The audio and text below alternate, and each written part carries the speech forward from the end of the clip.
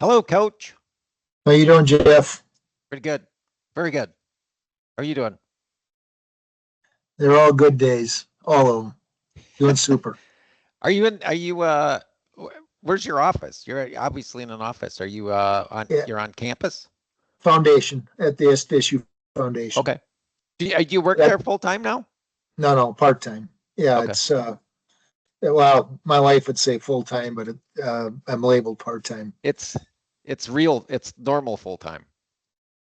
Yeah. When she said as a football coach, I said I got this offer for a job. It's less than half time. She goes, well, what does that mean? 40 or 50 hours a week. So because she was used to 100 hours a week with football. So, uh, I've got but the I'm like, go ahead. I have those questions coming up. Okay. Okay. I've got a bunch of questions for you, if you I don't look mind. forward to it. Cool. So I could do uh just a brief introduction here, just about how we got to meet each other. So I went to SDSU, graduated in 1989, and then I was in the Navy for 4.5 years. And after getting out of the Navy, I went to grad school at UW-Madison. And from UW-Madison, I was hired at Michael's Energy on the ground level in 1996. So I was kind of away from the university for a couple decades, and I'm guessing about 8 years ago, I re-engaged through the foundation there, and I've been supporting the university for I'd say at least 8 years. And so I was trying to think today when my first football game at the new stadium was. It had to be pretty close to shortly after it opened. But I support the STEM program or the STEM outreach program for K-12, science, technology, engineering, and math. And so to help recruit K-12 students, get them interested in science, technology, and engineering, to help recruit for the university, and then I've sponsored a scholarship for a number of years. So, Good for you. Good for us. so you and I, I made a trip out. I visited with the dean of engineering, several professors at the School of Engineering there a couple weeks ago, and then went to a football game there, and here you showed up, and we got to talking, and uh, it was a great conversation, and I just wanted to carry that on and learn more from you and your career and a lot of other stuff that I would love to. I don't want to say pick your brain about, but get your feedback on. It's been very. It was a great conversation we had. It's very cordial. So you were coach at SDSU for 26 years. I was, Head coach. yeah, head coach. I was an undergraduate at South Dakota State and was going to be a high school math teacher and took the coaching of football class. That Coach John Gregory, invited the class to be student coaches. Two of us took them up on it. And So there was my actually a career, coach. There was actually a class on coaching football. I didn't know right? that. Yeah, Okay. in those days, and I think they still have it. To be certified or have some type of knowledge of coaching football and mentoring kids and stuff. I'm sure it's probably more intense based on our society nowadays in terms of the preparation and stuff. But anyway, that changed my life. That changed my career path.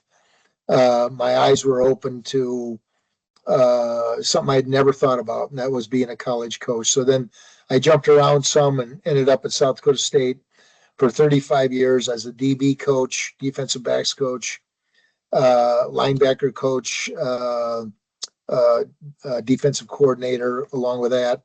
And then when I became a head coach, we were Division II. And then Hmm. about 7 years later, we made the move to reclassify to Division I. So I took care of all my, as you did, as you have, took care of all my professional desires to climb a ladder within the same hallway, which is pretty cool. Yeah. When was the jump to Division 1? When did you switch? 2004. Okay. Yeah, it was a 4-year reclassification. So during that time, there were some restrictions and playoffs and stuff. And so really from 4 to 7, those seasons, the football program couldn't have gone to the playoffs had we Okay. qualified. So Okay. So when did you decide that you wanted to be a head coach? um, Or yeah, how did you I'm not a how deep did you end up there? thinker. And so not being a deep thinker, I just thought, well, that's the final step, you know. And I miss everything about coaching, but I really missed, in answer to your question, had I thought about losing the ability to coach young men, 18 to 22-year-olds, maybe I'd have never done that. I've got some really good colleagues that are really good young coaches, and they tell me I don't want to be a head coach. I want to coach. I want to coordinate. I want to have an impact on kids rather than a program and so on. I like that answer. I'm not a deep thinker. That's kind of reminds me. It's kind of like me. So I was just laughing. And then the other commonality we have is we both grew up on a farm. So yeah, I noticed that you grew up on a farm. Were you from South Dakota originally, right? Yeah, rural, small town. Selby, South Dakota was 1,000 people when I was there. It's at 300 now. So most of those towns are going the Yeah. wrong direction. School systems are consolidating, but yeah, I grew up on a wheat farm. No one, I was surrounded by my entire family. Was basically within 10-mile radius, uncles and grandparents, and no one ever said, It's the way it was then. "What do you want to be someday?" It was going to be I was going to be a wheat farmer, and but a good life, as you know, growing up on a farm, you learn some things. You have opportunities to do some things that things are ingrained in you in your DNA about work ethic and stuff that maybe is hard to get in other situations. Yeah, reminds me that is that a what would you say earlier? 80 or 100 hour job, 80 or 100 hour a week job. Right. That's kind of where that comes from. Um, so what's it like in the off season? I would ask off season then on season as a head coach. So it's got to be like a crazy busy. Are you doing recruiting, fundraising, probably all that stuff, right? Raising money You maybe. Yeah, you recruit year round.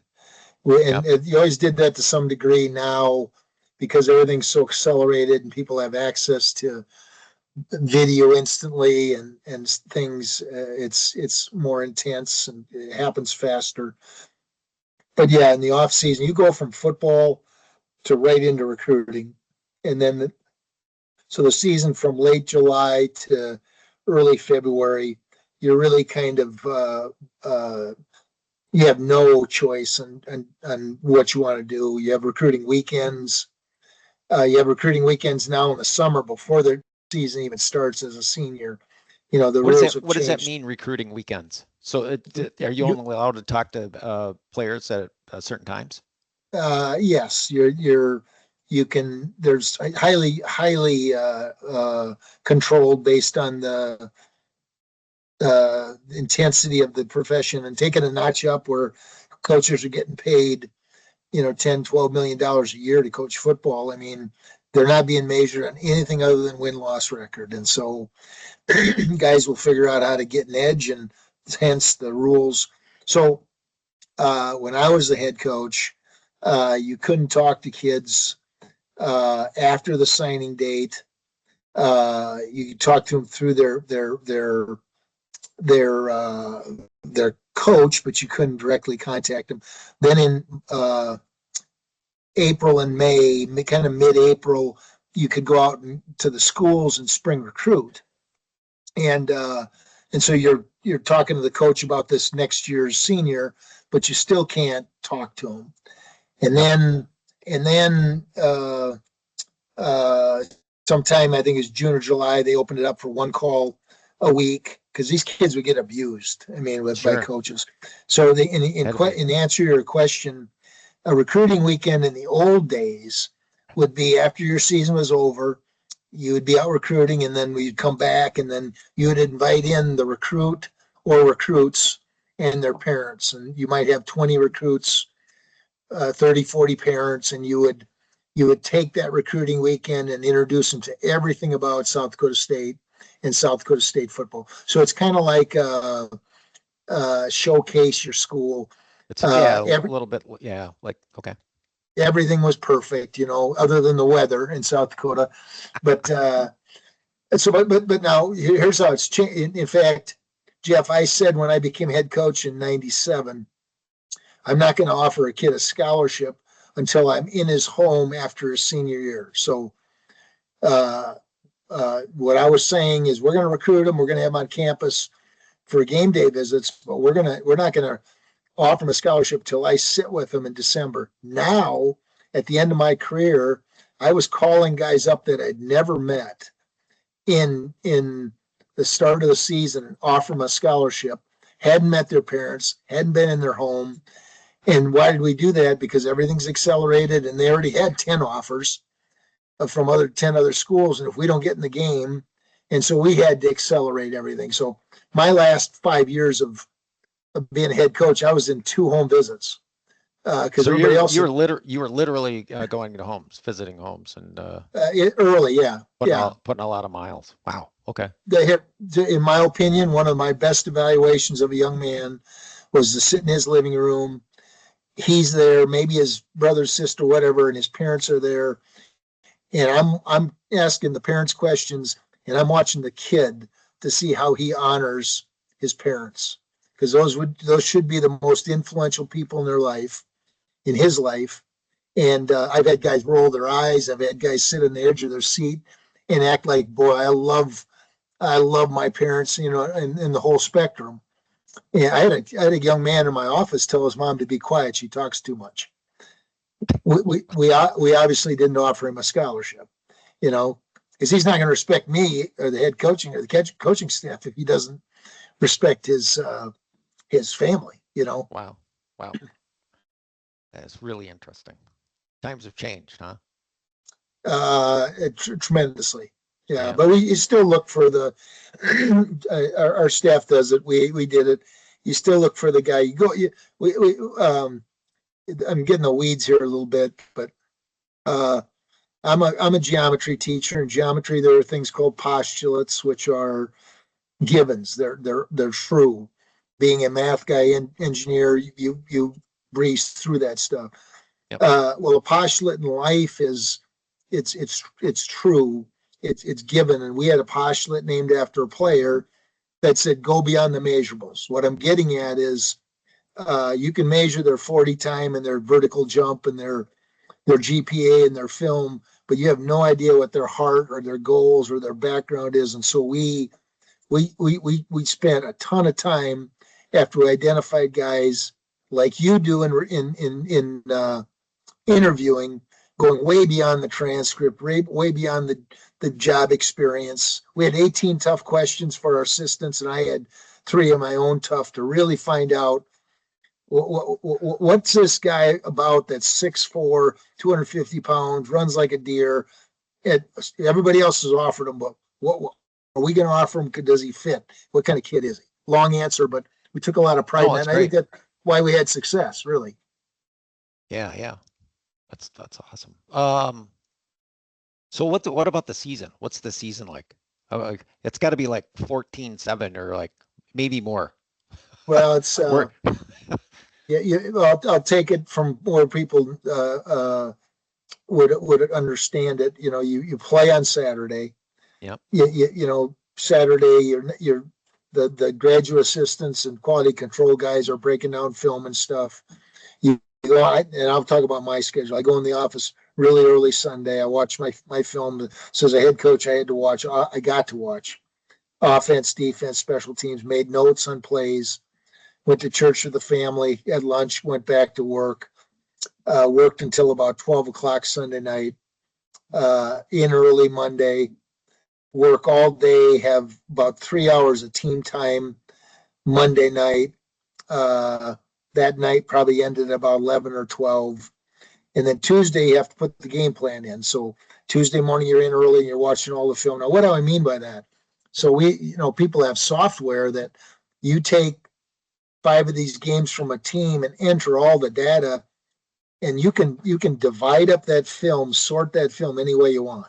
You can divide it. Let me watch them first downs. Let me watch them first down, the initial possession. What do they do in the initial play of a series?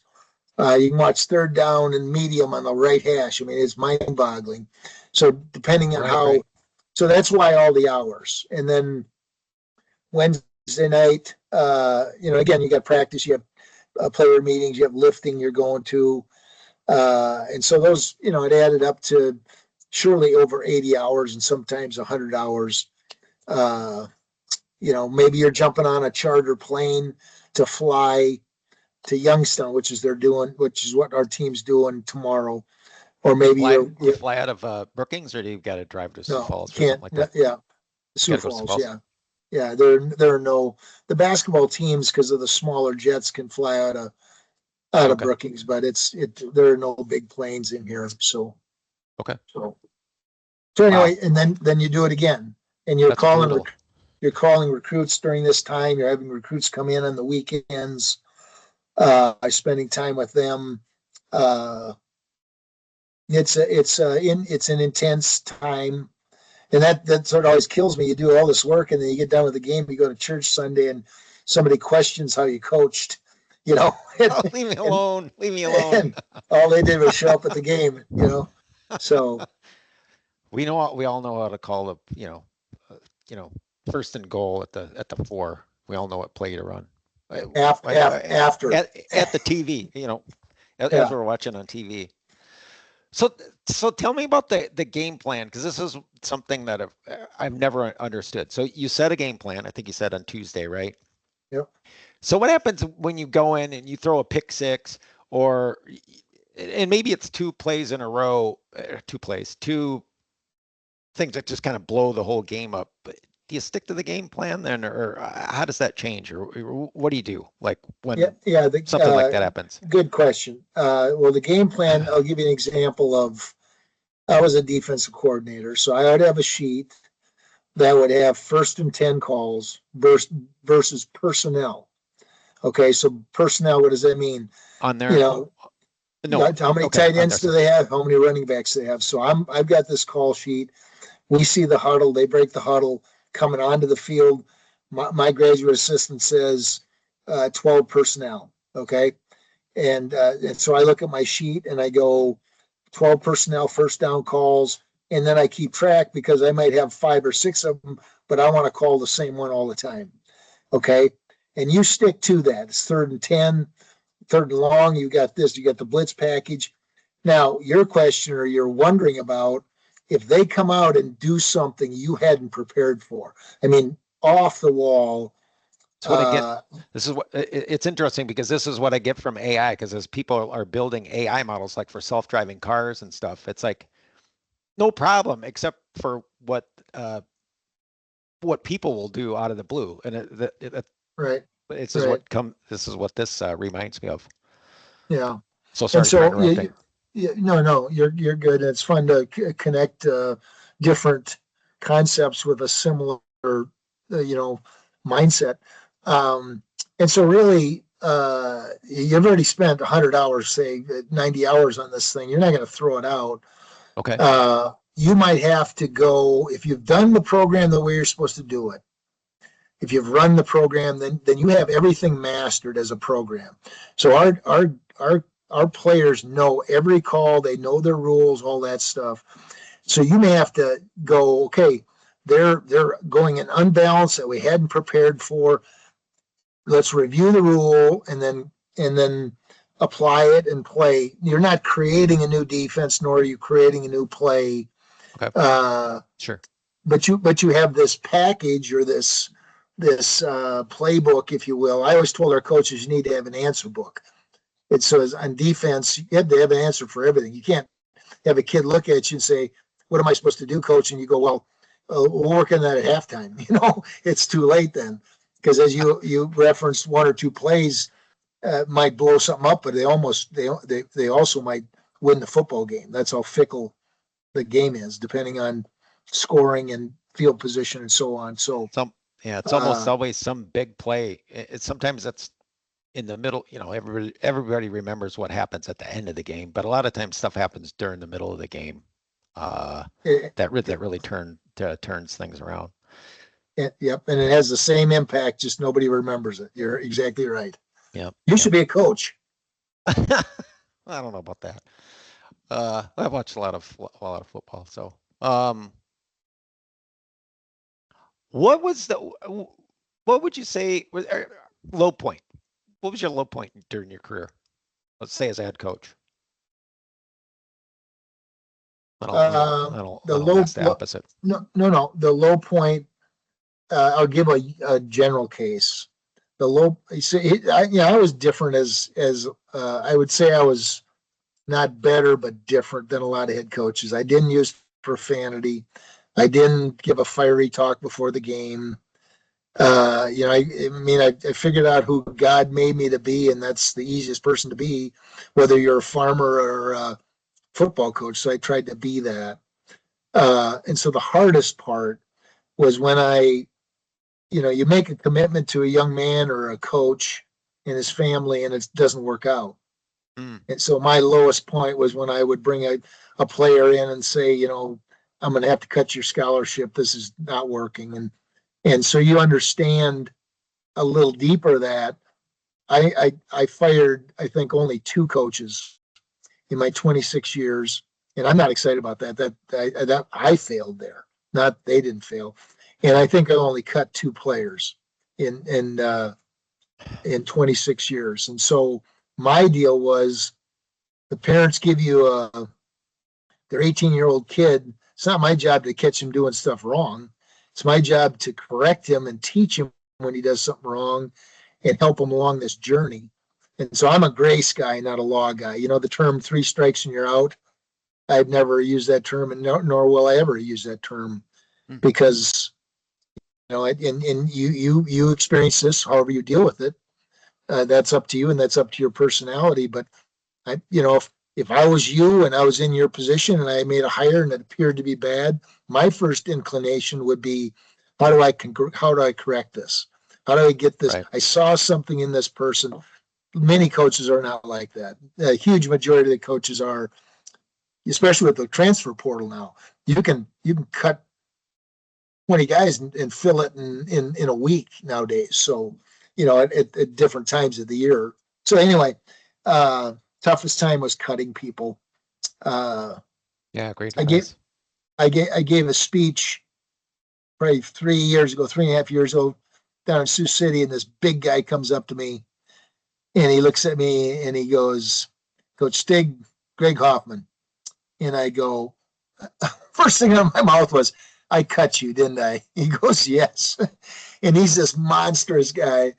And he said, and the reason I tell this story is it's a positive story. He said, "It's the best thing that ever happened to me, Coach. It changed my life. It turned my path around." And he's a president of a branch of a bank now outside of Sioux City. Not just because of that. That was part of the recipe. And you do the same thing. That's great to hear that, because that's what I try to tell people. It's like sometimes it's better better for the person somewhere else, a different path. Right. Yeah. It's great to hear. It's funny that you were talking about you're not a rah guy, because I've got a magnet over there on my whiteboard that says, if I ever sound enthusiastic or something like that, one of us is drunk. It's like, so like I played sports in high school and I run marathons, and a lot of people are like high-fiving and jumping and yelling around, and so I've just never been like that. I'm just more of a focused guy. So when you said that really resonated with me. So how about the high points? Well,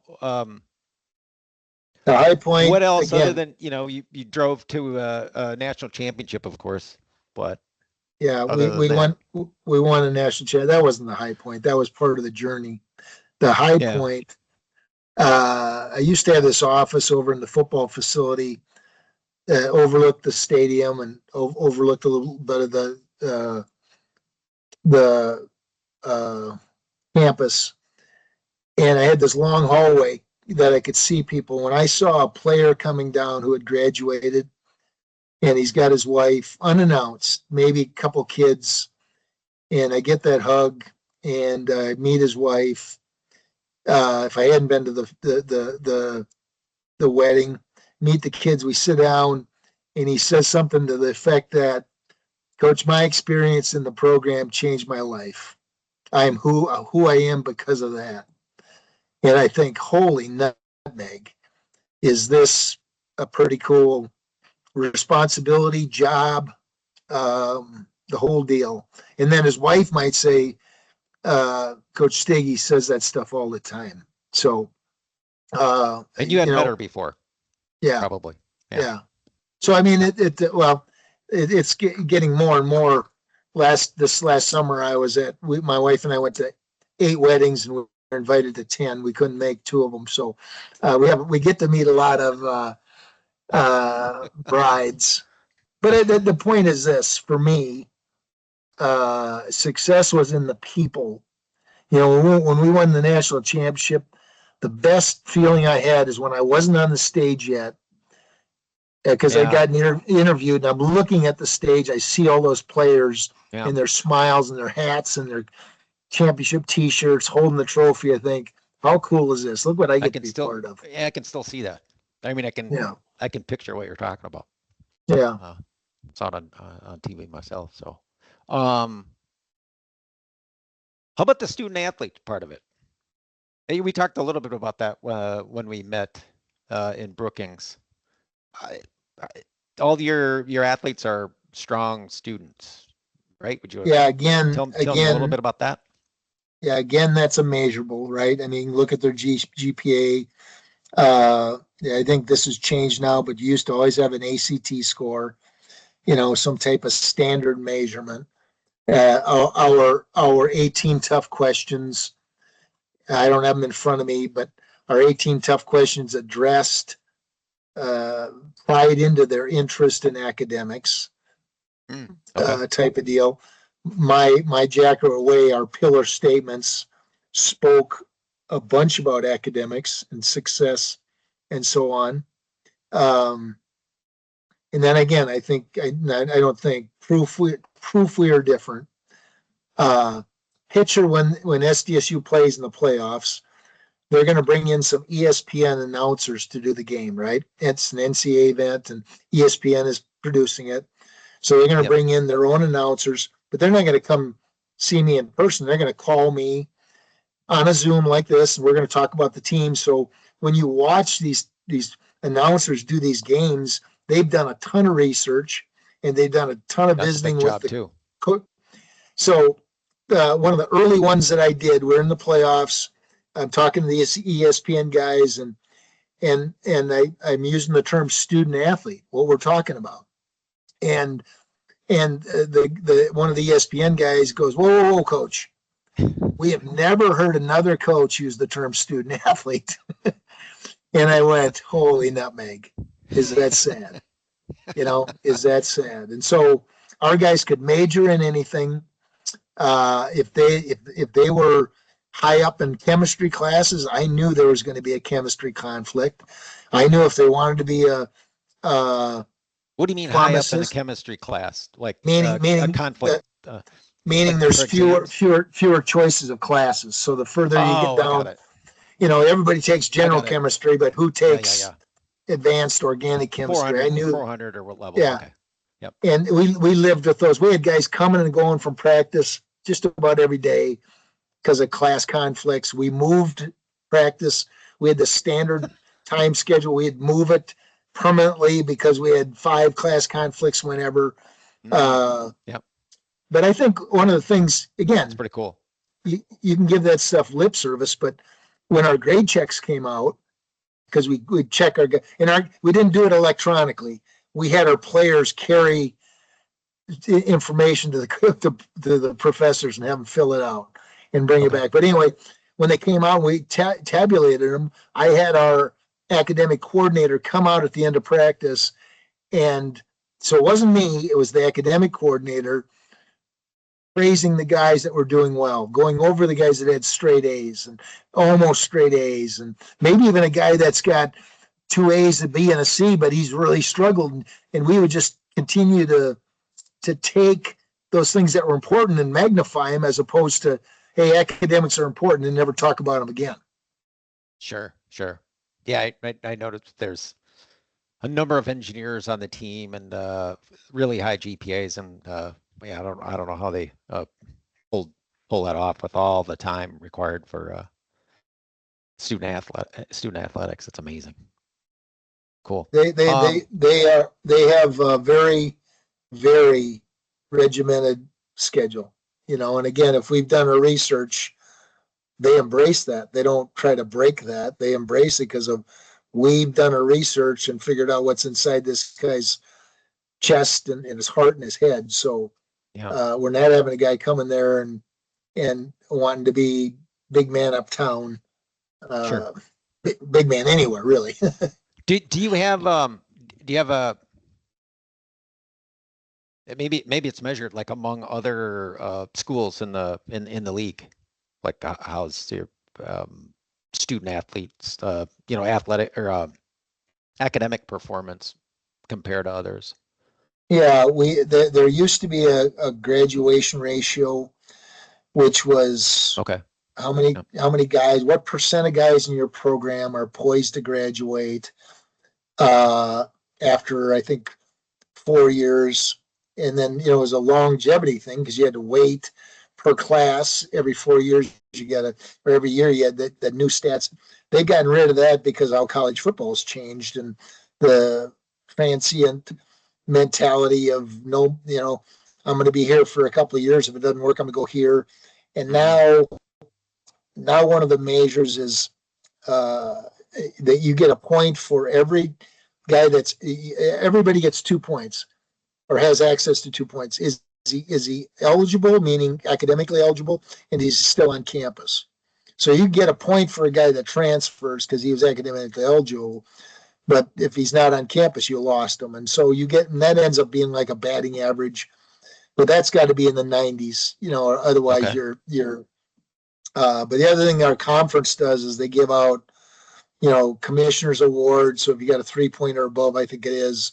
And then if you For the got whole team, the GPA and whole yeah, yep. and we had won the academic award in the conference like 8 out of 10 times early when they gave it. I don't even know if they give it anymore. So, Wow. uh, Awesome. Okay. Um, that's a couple more questions. You got plenty of time? I mean, plenty I of got a time. lifetime. I have no Like friends, till Jeff. till I'm sure maybe 15 more minutes or something like that. So ranking. So FCS versus FBS. Like I mentioned the first game that I'd been back to, again, guessing about 8 years ago. I love the quality of football. It was great. And I tell people, it's like, well, who's your favorite team? I'm like, I like watching athletics no matter. I don't really care who the teams are as long as the quality is good, and it's a really a high quality game, and I really enjoy watching it, as well as Division 1A. But the the FCS is a great quality and brand of football to me. It But is. what are your thoughts? FBS versus FCS. Well, the top the top four conferences, they call them the Power Four now. They used to be the Power Five. They are run. Those guys are not talking about student athletes right now. Sure. They're talking about revenue sharing and NIL, name, image, likeness payments.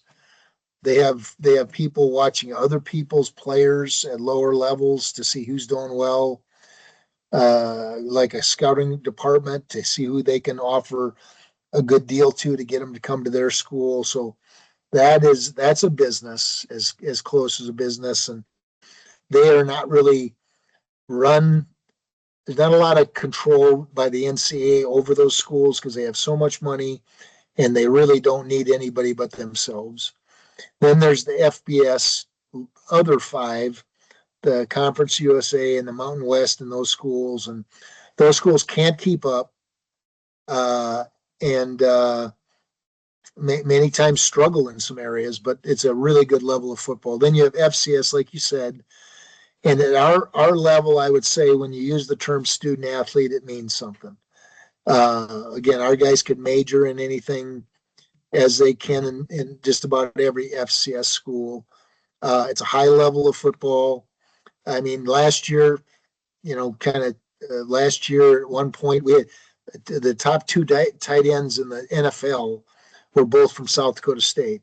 Tucker Kraft from the Green Bay Packers and Dallas Goedert from the New England, the Philadelphia Eagles. And so, I mean, you can accomplish that goal, yet you can be a student athlete, and there's not the pressure and the put on by the outside dollars that are involved. I mean, right now those schools can revenue. The top schools can revenue share $20.5 million. So they can take $20.5 million of their budgets, athletic budgets, and give it to their athletes. And Okay. I and didn't know then what you meant by revenue share. I got it.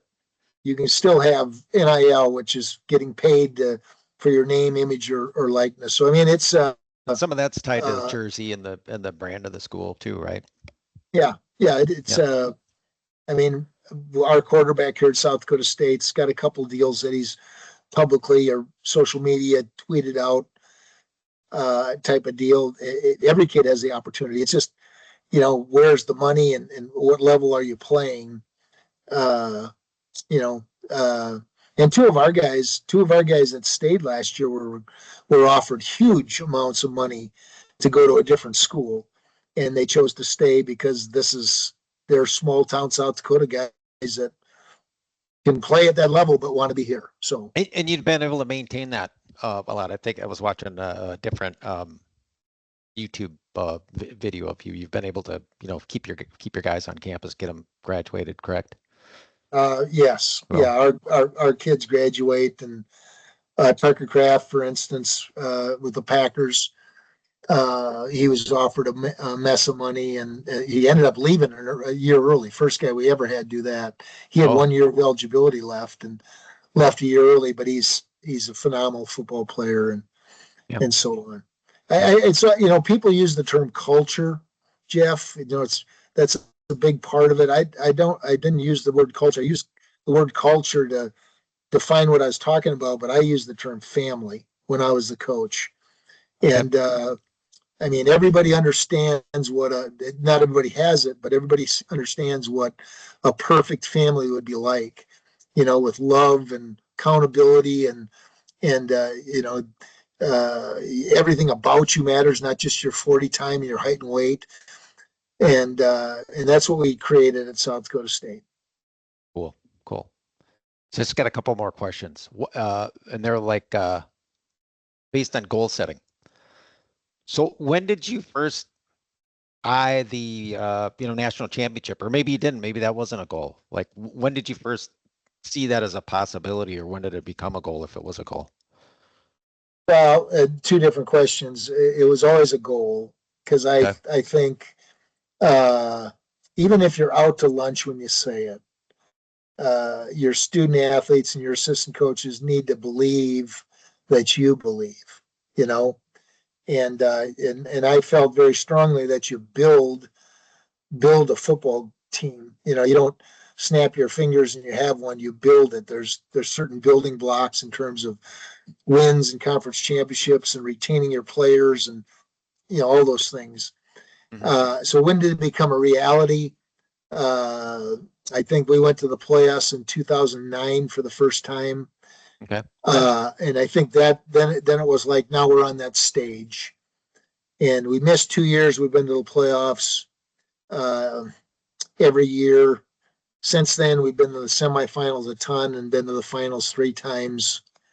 Won it twice. So I mean, it's now when a young man comes to South Dakota State football, you don't have to say that and wonder if that's why they're coming. They expect to have a chance to Okay. compete for a national championship. So the goal now every year is national championship. Is Right. that right? Right? It Yeah. is. Yep. That's awesome.